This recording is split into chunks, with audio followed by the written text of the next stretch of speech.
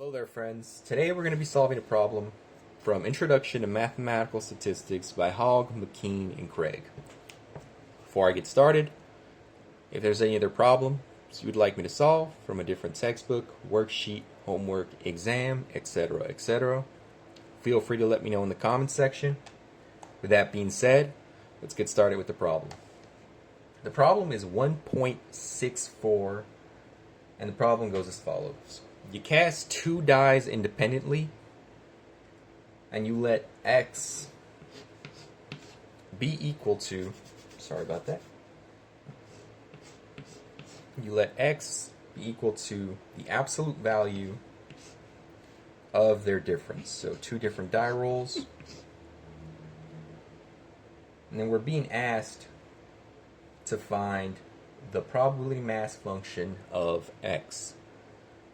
There is a hint that states you don't necessarily need to find a formula for x, and I'll show you guys why that's the case.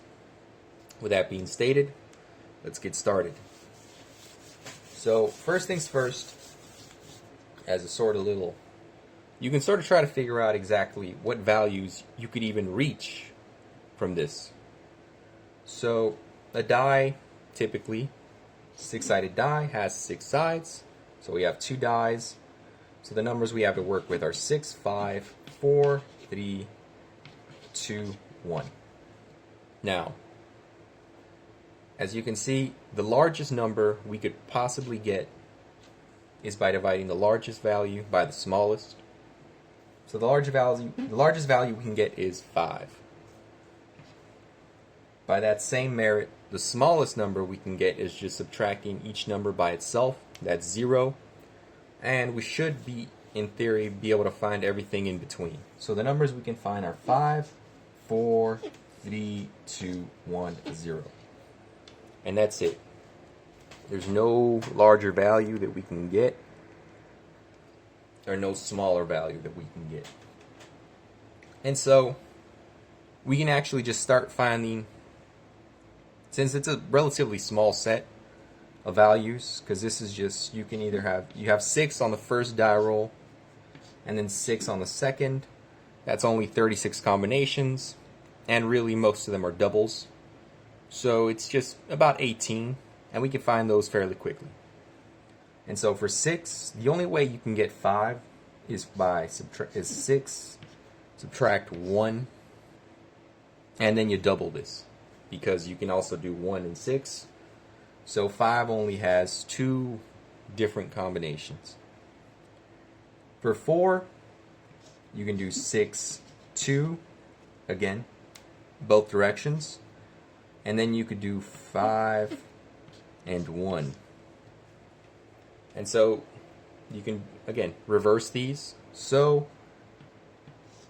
that means that we have 4 different ways of getting 4. Now, repeating this process, we can see that for 3, it's 6, 3, 5, 2, and then 4, 1. Multiply this by 2, since we can invert the pairs. We end up with 6. Now, you might be noticing a little pattern here going on, but let's not assume anything just yet. I'll run through the gamut. One thing you may notice,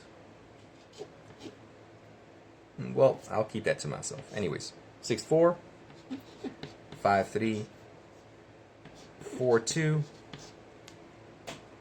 3, 1, that's 4, so we have 8. For 1, we do 6, 5, 5, 4, 4, 3, 3, 2, and 2, 1. 1, 2, 3, 4, 5, so that's 10.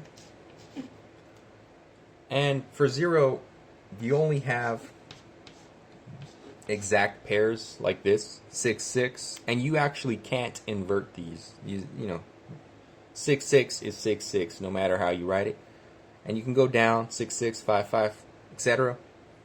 And 0 only has 6 pairs. I'll just so that you don't have to sit through that. 6 pairs. So 2, 4 is 6, plus 6, 12, plus 8, 20, plus 10, 30, plus 6, 36. Which is what we found here, is that this set has 36 different values. And so we can write the PMF using these values that we found. 2, 4, 6, 8, 10.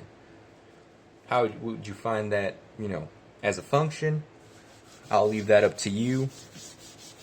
I'm fairly lazy, and I'll just stick to what's simple and what works. So the PMF goes as follows.